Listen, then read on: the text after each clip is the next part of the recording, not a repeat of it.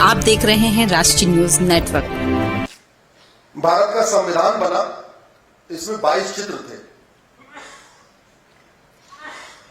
इसमें 2 चित्र महाराष्ट्र के थे और सारे के सारे चित्र बड़े मीनिंगफुल थे। एक चित्र इसमें छत्रपति शिवाजी महाराज का था और दूसरा चित्र तात्या टोपे जी का था।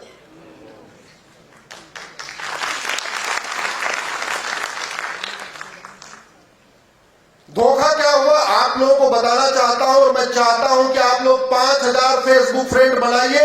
हर परिवार में 2-2, 3-3 लोग, 4-4 लोग फेसबुक फ्रेंड बना के ऐसे जो भारत के साथ धोखा हुआ उसको लिखिए। मेरे आने की सार्थकता और आपके यहां आने की सार्थकता तब बैठेगी जब आप इन विषयों को आगे और बढ़ाएं। चैप्टर 15 इलेक्शन से रिलेटेड है, तो चैप्टर 15 पे संविधान निर्माताओं ने 2 लोगों का चित्र रखा। एक रखा छत्रपति शिवाजी महाराज का, दूसरा रखा गुरु गोविंद सिंह जी का। क्यों रखा? क्योंकि पॉलिटिकल पार्टियां चैप्टर 15 से बनती हैं। हम लोगों को जो वोटिंग का अधिकार मिला है वो कहां से मिला है? चैप्टर 15 से। सारा का सारा इलेक्शन सिस्टम कहां से गवर्न होता है? चैप्टर 15 से। ये जो chief election commissioner, election commissioner, पूरा का पूरा इलेक्शन कमीशन का जो डिपार्टमेंट है ये कहां से चलता है? चैप्टर 15 से। तो संविधान निर्माताओं ने कहा चूंकि देश स्वतंत्र हो रहा है, हम डेमोक्रेसी में जा रहे हैं, लोकतंत्र यहां रहेगा, तो पॉलिटिकल पार्टियां किस एजेंडे के साथ बढ़ेंगी? तो उन्होंने कहा काम करो, 2 लोगों का, 2 महापुरुषों का चित्र रखो, छत्रपति शिवाजी महाराज का और गुरु गोविंद सिंह, कि सभी पॉलिटिकल पार्टियां छत्रपति शिवाजी महाराज और गुरु गोविंद सिंह जी के आदर्शों को आगे बढ़ाएंगी, इसलिए चित्र रखा गया। हम लोगों का जो वोटिंग का अधिकार मिला तो उसके पीछे ये थॉट प्रोसेस था, हम लोग वोट देने के पहले ये देखेंगे कि कौन सी पॉलिटिकल पार्टी छत्रपति शिवाजी महाराज और गुरु गोविंद सिंह जी के आदर्शों के सबसे करीब है। लेकिन कितना बड़ा धोखा हुआ कि सारे के सारे चित्र ही निकाल दिए। और सबसे बड़ा धोखा तो तात्या टोपे जी के साथ हुआ। रानी लक्ष्मीबाई जी के साथ तात्या टोपे जी की फोटो, क्योंकि शिवाजी महाराज के साथ गुरु गोविंद सिंह जी की फोटो। क्यों? क्योंकि दोनों लोग किसके खिलाफ लड़ रहे थे? मुगलों के। और झांसी की रानी के साथ तात्या टोपे की फोटो, क्योंकि दोनों किसके खिलाफ लड़ रहे थे? अंग्रेजों के। जानते हैं बेशर्मों ने तात्या टोपे को टीपू सुल्तान डिक्लेयर कर दिया।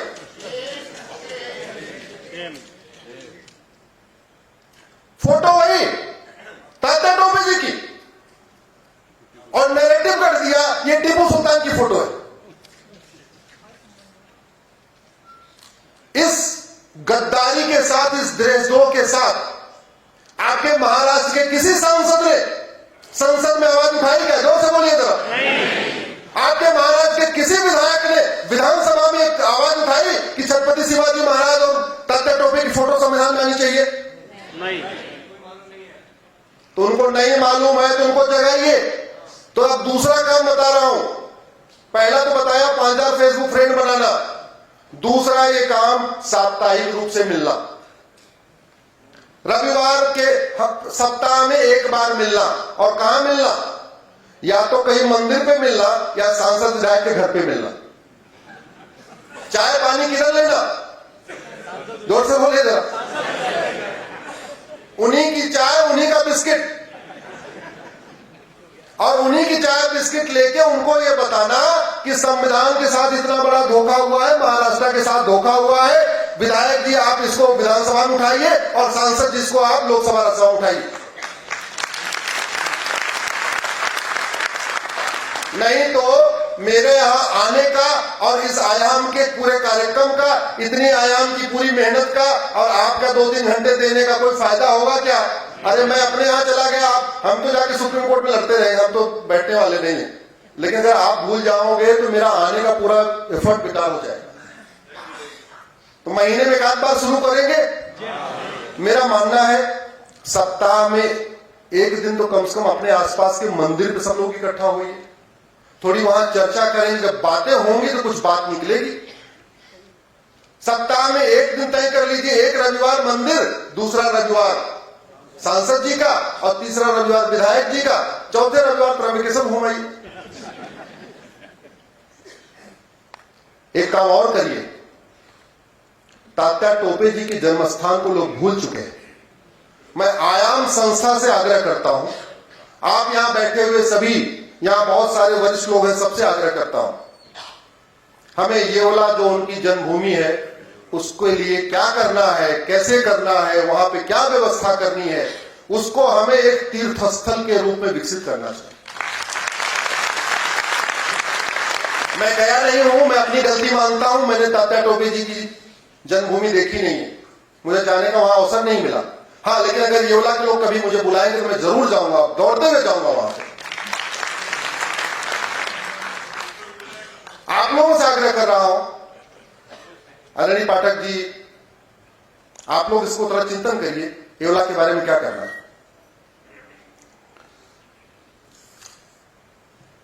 और इसकी आवाज उठनी चाहिए।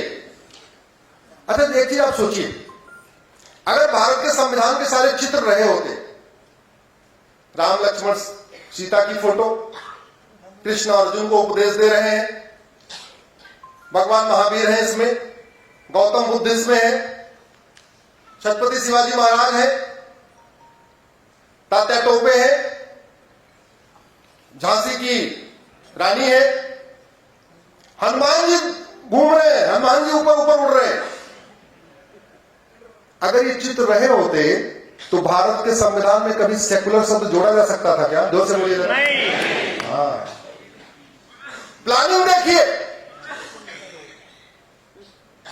पिता ने सारे चित्रों को हटाया और बेटी ने 1975 में इमरजेंसी लगा के संविधान का बेसिक स्ट्रक्चर बदल दिया।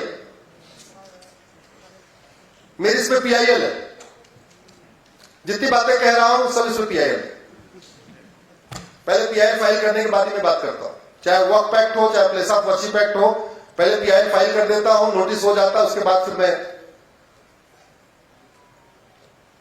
मैंने सेकुलर शब्द को चैलेंज किया सुप्रीम कोर्ट में। क्यों चैलेंज किया आपको बता रहा हूं।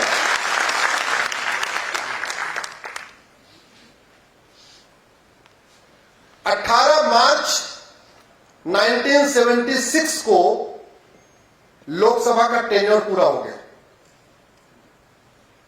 क्या, चलिए थोड़ा आपको और पहले से बताता हूं। जून 75 में 12 जून 75 को हाईकोर्ट का फैसला आया कि इंदिरा गांधी की जो ये संसदीय है ये अवैध है, इन्होंने फ्रॉड किया है, इन्होंने चीटिंग किया है, इन्होंने बहुत माल प्रैक्टिस किया है, इन्होंने बहुत बूथ कैप्चरिंग कराया है, इसलिए इनकी संसद की सदस्यता खत्म की जाती है। अगले दिन सुप्रीम कोर्ट में पिटीशन फाइल हुई 13 जून को, एक हफ्ते तक सुनवाई वहां चली। 24 जून 1975 को सुप्रीम कोर्ट का फैसला आया। सुप्रीम कोर्ट ने कहा ठीक है, हम हाई कोर्ट के फैसले को स्टे कर रहे हैं, आपकी जो संसद की सदस्यता हाई कोर्ट ने खत्म किया है हम उसको रोक रहे हैं, लेकिन सारी कंडीशन वो डाली जो कुछ दिन पहले अरविंद केजरीवाल को जमानत देते समय डाली गई थी। कंडीशन क्या डाली सुप्रीम कोर्ट ने? आप प्रधानमंत्री कार्यालय नहीं जाएंगी, आप कोई कैबिनेट की बैठक नहीं बुलाएंगी, आप प्रधानमंत्री पद का जो वेतन भत्ता होता वो नहीं लेंगी, आप सांसद बनी रहेंगी लेकिन प्रधानमंत्री के रूप में कोई काम नहीं करेंगी, ना ऑफिस जाएंगी, ना वेतन लेंगी, ना किसी फाइल पे साइन करेंगी, कुछ भी नहीं करेंगी। जैसे कुछ दिन पहले अरविंद केजरीवाल को कहा था ना, ठीक हम जमानत दे रहे हैं कि मुख्यमंत्री कार्यालय मत जाना। उनको थोड़ी शर्म आई, उन्होंने मुख्यमंत्री पद से इस्तीफा दिया, लेकिन वो इतनी बेशर्म थी। 24 जून को सुप्रीम कोर्ट का फैसला आता है कि प्रधानमंत्री कार्यालय नहीं जाना, कोई काम नहीं करना, और 24 जून की रात को राष्ट्रपति से कह के 25 जून को क्या लगवा दिया? इमरजेंसी।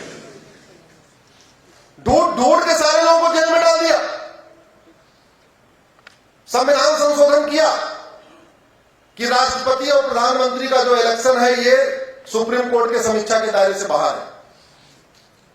एक और संविधान संशोधन किया, अगर प्रधानमंत्री के खिलाफ कोई केस चल रहा है सुप्रीम कोर्ट सुन ही नहीं सकता।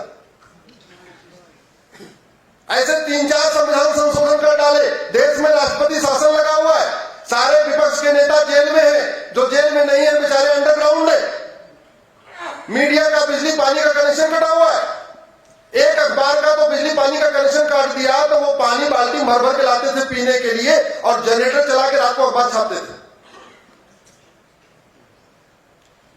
चलो ये भी समझ में आ रही बात, ठीक है भाई तुमने ये भी कर लिया।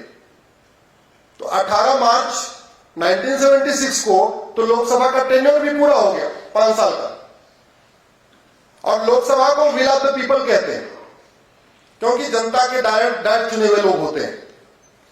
संविधान ये कहता है कि विल ऑफ द पीपल खत्म होने के बाद कोई महत्वपूर्ण निर्णय नहीं लिया जाएगा। इमरजेंसी लगी थी केवल प्रशासनिक काम बढ़ाने के लिए, भाई ठीक है, सबको जो नॉर्मल मिनिमम चीजें वो चलती रहे, और यहां धड़ाधड़ संविधान बदला जा रहा था। चलो बाकी बदल लिया तो समझ में आता है, जब मार्च 76 में पूरा हो गया तब तो लोकसभा भी नहीं बची, और नवंबर 76 में संविधान का बेसिक स्ट्रक्चर बदल दिया, प्रियम्बल को बदल दिया। संविधान का प्रियम्बल संविधान का बेसिक स्ट्रक्चर कहलाता है। संविधान के लिखे हुए शब्दों को संविधान निर्माताओं ने कहा कोई बदलाव नहीं करेगा।